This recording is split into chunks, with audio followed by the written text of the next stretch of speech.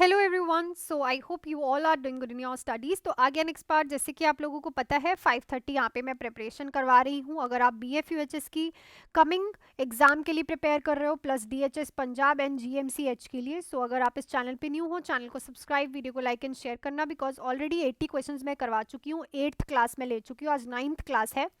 And अगर कोई भी बच्चा अभी भी उसको है कि मुझे और MCQs प्रैक्टिस करने हैं, तो आप इस नंबर पे 399 का जो बैच है, जिसमें मैं एक रेगुलर MCQ क्लास ले रही हूँ, live and recorded test series आपको मिलेंगी एंड गोल्डन की पॉइंटर्स मिलेंगे। तो आप इस नंबर पे जो है मुझे मैसेज कर सकते हो, 399 क्रैश कोर्स, और आपको ये सारी चीज़ें प्रोवाइड हो जाएंगी। चलती हूँ मैं अपने क्वेश्चन पे विदाउट एनी वेस्टिंग टाइम। पहला ही हमारा क्वेश्चन है, when performing a physical examination the technique use to presence of fluid in the lungs. तो जब आप किसी की फिजिकल एग्जामिनेशन करते हो तो कौन सी टेक्निक यूज करते हो फ्लूइड को असेस करने के लिए? पाल्पेशन, प्रिकॉशन, इंस्पेक्शन या फिर ऑस्कल्टेशन। तो ये आपको पता है, ये एक नर्सिंग प्रोसेस का हिस्सा है। ठीक है, किसका हिस्सा है ये? एक नर्सिंग प्रोसेस का हिस्सा है। नर्सिंग प्रोसेस हम सबसे पहले इंस्पेक्शन करते हैं, ठीक है। उसके बाद हम करते हैं पेशेंट के बॉडी पे पालपेट करके, जैसे कि आप फीवर चेक करते हो। देन हम प्रिकॉशन करते हैं, जिसमें हम टैपिंग करते हैं। एंड देन हम ऑस्कल्टेशन चेक करते हैं, जिसमें हम साउंड्स सुनते हैं, प्रेजेंस ऑफ फ्लूइड की साउंड सुनते हैं, सब चीज़ों की साउंड सुनते हैं, ठीक है। तो वो हम चेक करते हैं बाय द ऑस्कल्टेशन, ठीक है। काफ़ी बच्चे इसमें प्रिकॉशन या फिर पाल्पेशन लिखाते हैं, नहीं। ऑस्कल्टेशन से आपको पता चलता है कि बॉडी में कहाँ पे फ्लूइड, अगर आप लंग में देख रहे हो बावल साउंड चेक करते हो, ठीक है, फ्लूइड चेक करोगे तो क्रैकल साउंड आएगी, तो वो साउंड आप किसके थ्रू चेक करोगे? ऑस्कल्टेशन के। नेक्स्ट है, which of the following is a correct method to perform 2-point gait using crutches. तो 2-point गेट का मतलब होता है कि जब आप 2 क्रचेस लेके चल रहे हो तो उसको यूज करने का एक्यूरेट मेथड क्या है? Move both crutches forward, then swing both leg forward. तो ये स्विंग क्रच में यूज होती है, ठीक है। Move one crutch and the opposite forward, then repeat on the other side. Move both crutches forward, then the weaker leg. Move one crutch forward, then both leg. तो crutches हम इसलिए use करते हैं, जैसे कि अगर किसी के लेफ्ट लेग पे और फुट पे चोट लगी है या फिर कोई फ्रैक्चर है, तो उसका वेट जो है डिवाइड हो पाए ऑपोजिट क्रच पे, ठीक है ना। ऑब्वियसली एक क्रच को मूव करोगे, फॉर एग्जाम्पल आप राइट क्रच को अगर आगे मूव कर रहे हो तो वेट डिवाइड करने के लिए आप लेफ्ट लेग को आगे लेके जाओगे, ठीक है।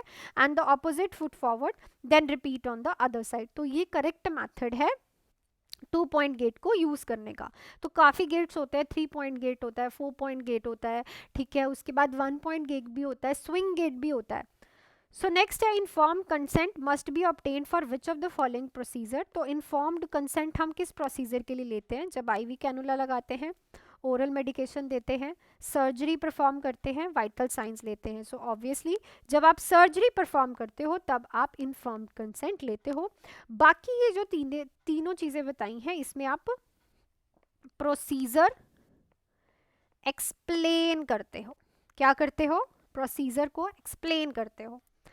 नेक्स्ट है, which of the following method is most appropriate for confirming a patient identity before administrating medication. इनमें से कौन सा मेथड जो है अप्रोप्रिएट है, जो कि आप यूज कर सकते हो पेशेंट की आइडेंटिटी को कंफर्म करने के लिए मेडिसिन एडमिनिस्टर करने से पहले? Assessing the patient their name, checking the room number, verifying with the patient ID band, assessing the patient family member. देखो, अगर आप आस्किंग करोगे फैमिली मेंबर से तो this is not a very good way, ठीक है।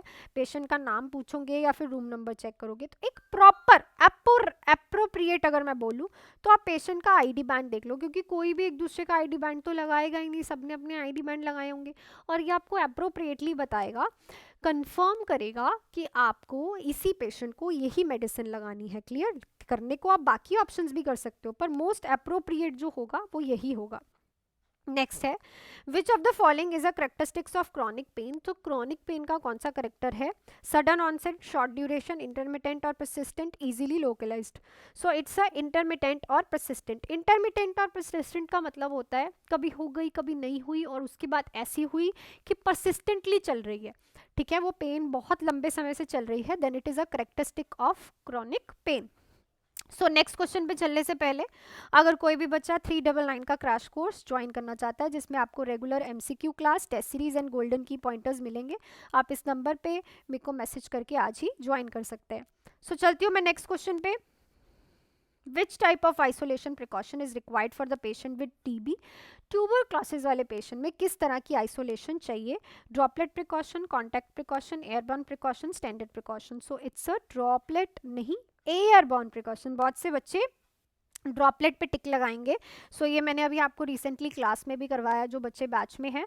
देखो, जो माइकोबैक्टीरियम ट्यूबरक्लाई है, ये एयर में भी होता है बैक्टीरिया। अगर आप किसी के पास गए हो जो कि एक्सपोज कर रहा है, तो उसकी आसपास की एयर पे भी ये बैक्टीरिया आपको दिखेगा। तो इसमें आपको एयर भी, तभी कहते हैं आइसोलेटेड रखना है, मास्क नहीं, आइसोलेटेड रखना है इस पेशेंट को। क्लियर?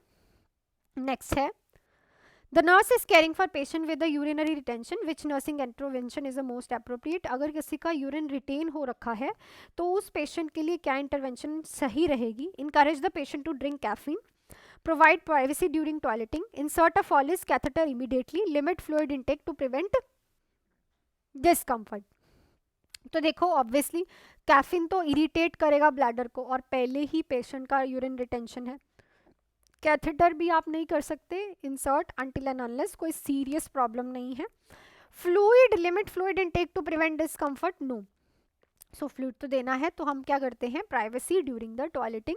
सो पेशेंट को इसमें ट्रेनिंग करवाई जाती है, ठीक है, कि यूरिन रिटेंशन किस वजह से हो रहा है उसके बारे में चेक किया जाता है, प्लस पेशेंट को प्राइवेसी दी जाती है जब भी आप उसका कोई भी प्लानिंग करके इंटरवेंशन और इम्प्लीमेंटेशन कर रहे हो।